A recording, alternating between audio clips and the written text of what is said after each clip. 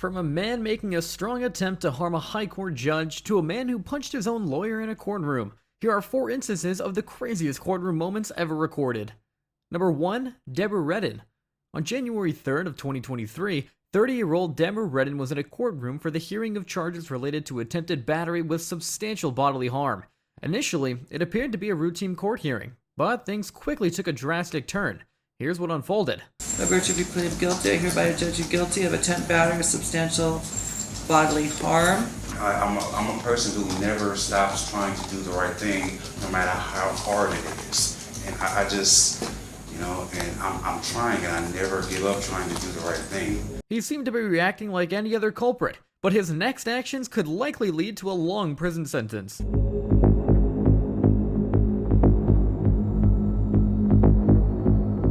In accordance with the laws of the state of Nevada.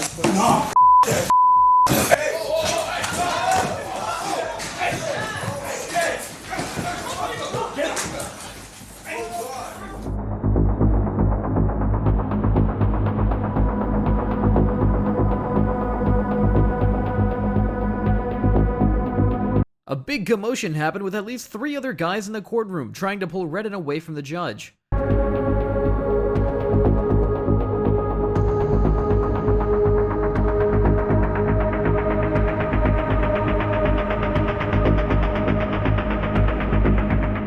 It's absurd how he claimed, "I'm a person who never stops trying to do the right thing," yet did the complete opposite. Fortunately, the judge only suffered minor injuries, but the courtroom marshal had a bleeding gash on his forehead and a dislocated shoulder. Redden, who had a long history of criminal record, including charges of theft, is now booked to the Clark County Detention Center, where he now faces charges of battery on a protected person resulting in substantial bodily harm, as well as 2 counts of battery on a protected person. What Deborah did to a judge who was probably twice his age is utterly sad and shocking, but what Spencer did in a courtroom in front of a judge is the lowest someone can stoop. But before that, number 2, Keeson Wilkins. On June 26 of 2008, in Dayton, Ohio, 33-year-old Keeson Wilkins was on trial for various charges, including felonious assault, being a felon in possession of a weapon, and firing a gun into a habitation. Aware that a lengthy jail term awaited him, he pulled a trick to escape. Let's see how it went. She informed me that she had family in another part of Ohio. She did not provide me with that information now. She never provided with you. Excuse me, hold on a second. He places his hand on the left side of his chest where the heart is located, and then... Your Honor, excuse me for a second. I need some time. We're going to take a break, ladies and gentlemen. If you'll please step out. The record should reflect that the defendant is slouching over to the side and acts like he's sleeping. Despite his attempt to mimic a heart attack, the judge was smart enough to recognize that it was just an act. His breath appears to be quite normal. Doesn't appear to be labored in any way. Is that a fair assessment, sir? Yes. Not labored in any manner. Yes, Your Honor. Does he appear to be doing anything to you other than sitting in that chair? No, Your Honor.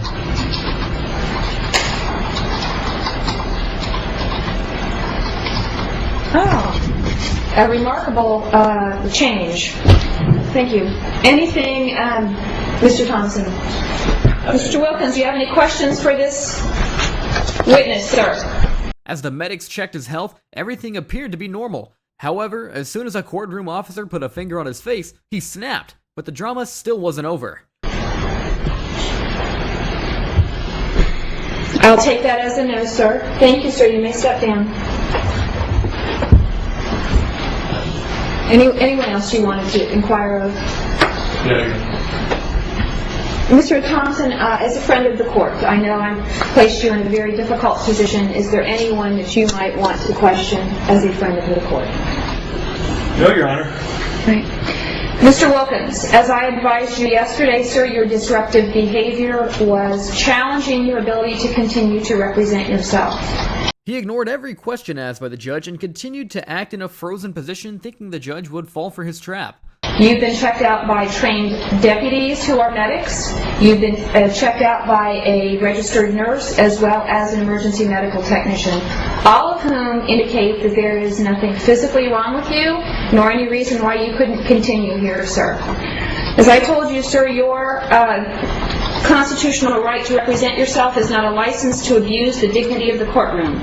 Neither is it a license not to comply with the rules of procedure, the substantive rules, and it sounds like you're doing exactly what the witness indicated, Mr. Prigmore indicated you said you would do, which was to make some effort to cause a mistrial. But as I advised you, sir, and as the case law is very clear about, your behavior will not cause a mistrial. It certainly may have an effect on the jury. Sir, in 5 minutes I'm going to start again, with or without you. After he didn't stop his elite level of acting, the judge threatened him that the trial would continue regardless of his immoral behavior. And then, this is what happened. And if it's without you, it's because it's your choice, sir. I'm going to be back in the courtroom in 5 minutes. You can let me know if it's your choice to continue to participate, or if not, sir, if you cannot comply with the basic rules of courtroom dignity, then you will be removed from the courtroom, sir. I will advise the jury that it is your choice not to be present, that you are physically capable of being present, that you have been checked by medics who have indicated that that there is nothing wrong with you or nothing that would prohibit you from continuing, and that this is your choice. And I will continue with closing arguments from the state, and I will assume then, sir, that you have waived your right to a closing argument. He tried so hard, but still failed miserably as he was sentenced to a substantial 42 years in jail. What Wilkins did has earned him a long time in jail. Whether Christopher's actions in front of a judge deserve the same is for you to decide. Number 3, Christopher Teal. At 26 years old, Christopher Teal is appearing in court, facing charges of first-degree rape and unlawful imprisonment. According to sources, he is accused of sexually assaulting a woman in a car dealership bathroom. His actions stopped only when employees broke into the bathroom and wrestled him to the ground. And as he stands before the courtroom, his actions reveal a lack of remorse for his alleged deeds. This is State of Washington versus Christopher Teal, cause number 181008391, Seattle designation. As he appears in court, he already seems confused and agitated, but what he does next will leave you speechless. Standing from his counsel, who I'll defer to in a moment, that they are now stipulating that Mr. Teal...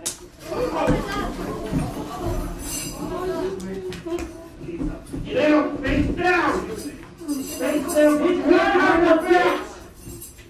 Before he punched his own lawyer, Reed Birkeland, he was uncuffed by the authorities, which wasn't quite a good idea.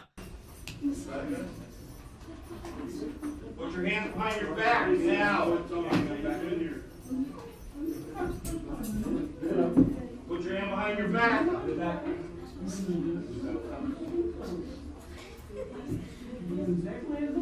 Sounds of gasping can be heard in the courtroom. Not only this, but it took multiple officers to put him to the ground and handcuff him.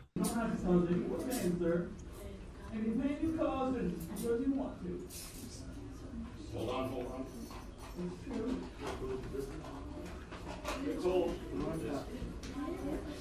Bring the chair. Bring the chair. He was finally put in cuffs by the officers, but there was still more to the scene.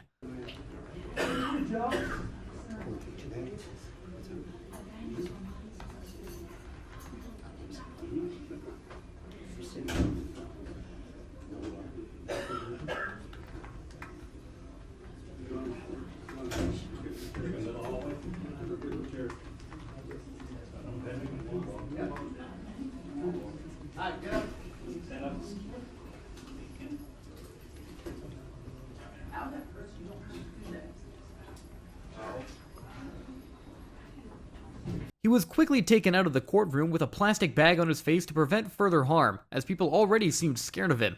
But before we conclude this case, let's hear the important question he posed in the courtroom.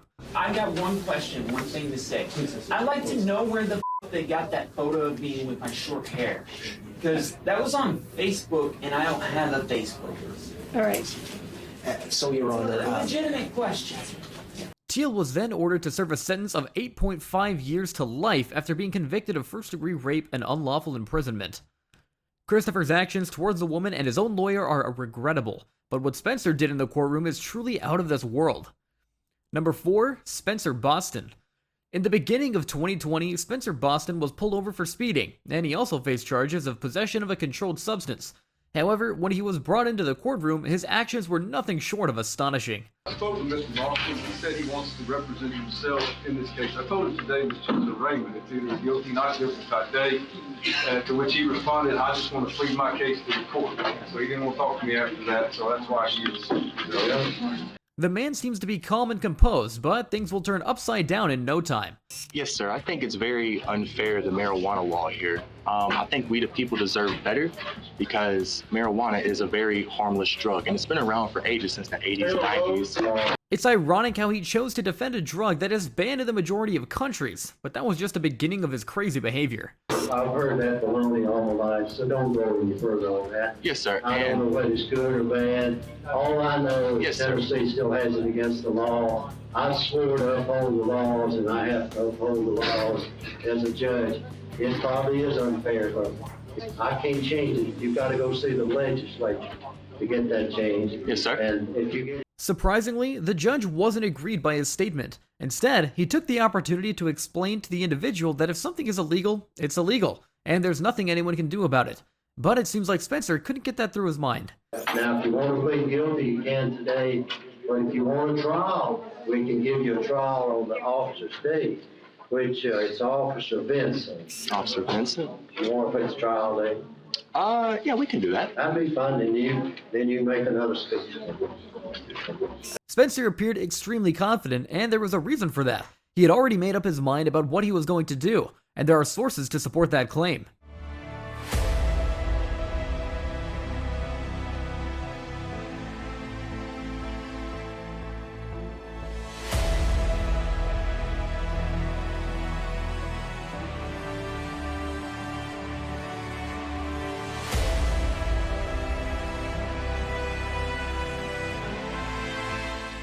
He took out a joint from his pocket, lit it, and started smoking that too in front of the judge.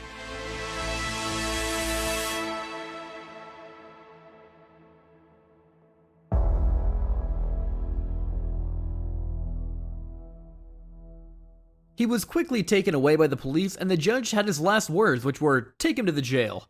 He was then charged with speeding, possession of a controlled substance, disorderly conduct, and contempt of court.